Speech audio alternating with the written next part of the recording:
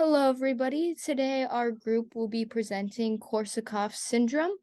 Up first will be Lisa, and she will be talking about the behavioral or cognitive manifestations of this syndrome.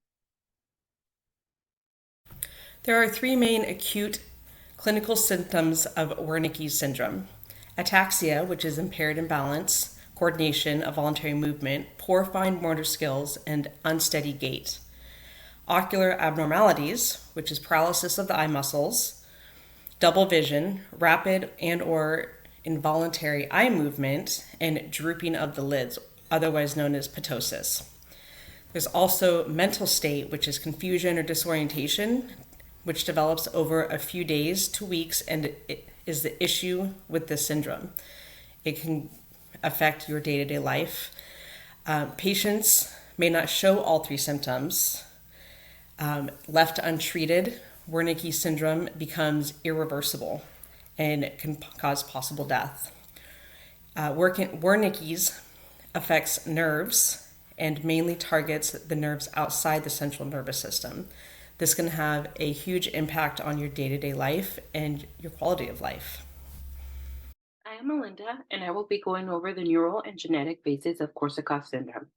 Thiamine, or also known as vitamin B1, is required for the functioning of many enzymes, primarily three that are dependent on thiamine, which is transketolase, pyruvate dehydrogenase, ketoglutarate dehydrogenase, and also for them to metabolize energy.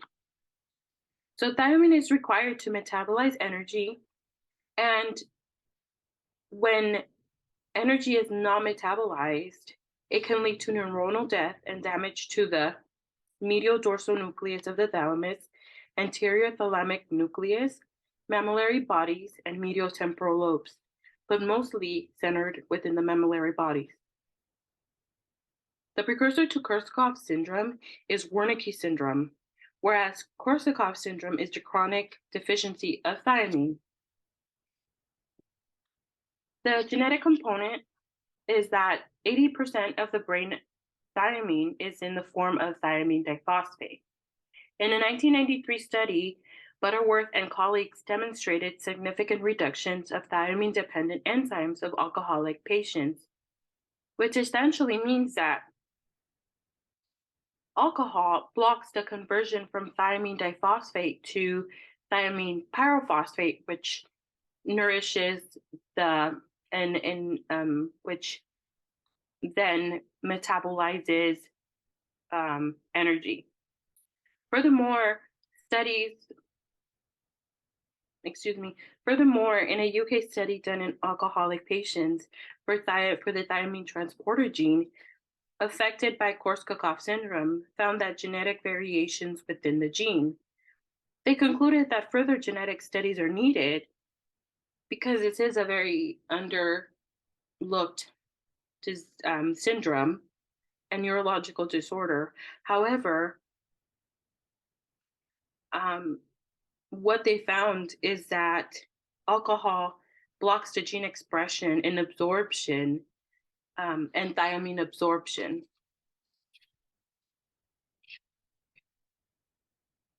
On the next slide, I'll be going over the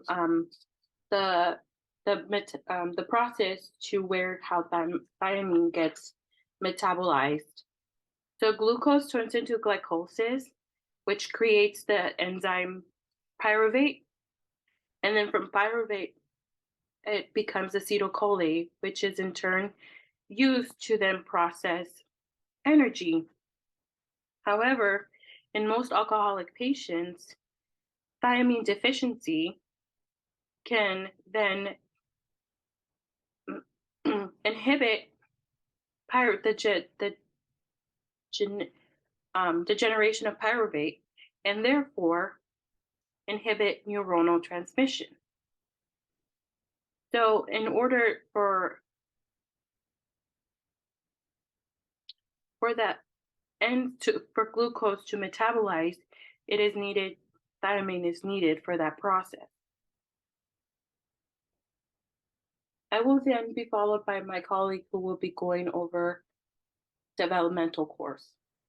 Hi, my name is Sophia Hughes, and I will be presenting this part of our presentation, which is the developmental course of Korsakoff syndrome. So, to begin, generally a middle-aged or an elderly person, that's kind of the most common age range for Korsakoff syndrome, will actually first develop something called Wernicke's encephalopathy. Korsakoff's can then be acquired after that. It's usually kind of a two-step process with most people. Korsakoff's is then acquired due to chronic alcohol consumption or some other causes of a thiamine deficiency, such as general malnutrition, eating disorders, things like that. So generally people will get Wernicke's first, and then if they happen to be a chronic drinker or have just general malnutrition in multiple ways, but specifically thiamine deficiency, they will tend to get Korsakoff's as well. So Korsakoff syndrome is usually chronic and it's irreversible. And in some cases, it is also deadly. Um, so most patients require a long-term care in a chronic care facility as their prognosis is guarded. So in order to prevent Korsakoff's from developing due to Wernicke's first, patients must receive their thiamine treatment quickly and intensely, which can cause noticeable improvements in just 2 to 3 weeks, which actually is pretty quick when you're thinking about a disease like this. So that can also cause the reversal of Wernicke's encephalopathy. And that's pretty amazing. So Wernicke's can actually be reversed if you are treated with the thiamine treatments quickly and intensely treated. That can actually be reversed and it won't lead to Korsakoff's. However, if you are not doing that quick and intense treatment, and you also, like I said, happen to be a chronic drinker, um, or you have just some other case of malnutrition where you're not getting that thiamine that's necessary, then you will likely develop Korsakoff syndrome, and that cannot be reversed. That is irreversible. So non-alcoholic patients, that being said, tend to be better treated and cured than alcoholic patients.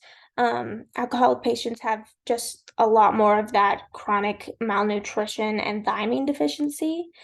So people who get it from not having that alcohol issue in there as well, tend to be better treated and cured. Alcoholic patients must stop drinking alcohol and get proper nutrition in order to improve their condition with Korsakoff's. Hello, everybody. My name is Sav, and today I'll be talking about the treatments for Korsakoff syndrome. The primary treatment for this syndrome is to replace the thiamine deficiency in the brain. Thiamine supplements are frequently administered by injections in the early stages of the illness, and this can significantly help with the treatment process. A lot of the times, individuals with this syndrome have it because of their alcoholism. If this is the case, it's essential to provide a nutritional support to help maintain a balanced diet. A main treatment for a patient that has this syndrome because of the underlying cause of alcohol, another treatment could just be to stop drinking. It's necessary to avoid alcohol to prevent further damage and let the brain fully recover. Another treatment could be memory rehabilitation. These techniques and strategies can be employed to help individuals cope with memory defects and improve overall cognitive functioning. This may include memory exercises and things like calendars and organizers and cognitive training programs. Environmental support can also be another form of treatment. This meaning creating an environment that is structured and supportive. This can assist individuals with the syndrome. This includes setting up routines, providing visual cues, minimizing distractions. Another treatment could be just supportive care. Emotional support, counseling, and therapy can be beneficial for individuals with this syndrome and can also be beneficial to their families. Supportive care can help address emotional and psychological challenges associated with memory loss and promote overall well-being. It's important to note that effectiveness of treatment may vary depending on the severity of the condition. the individual's overall health and their commitment to making necessary lifestyle changes.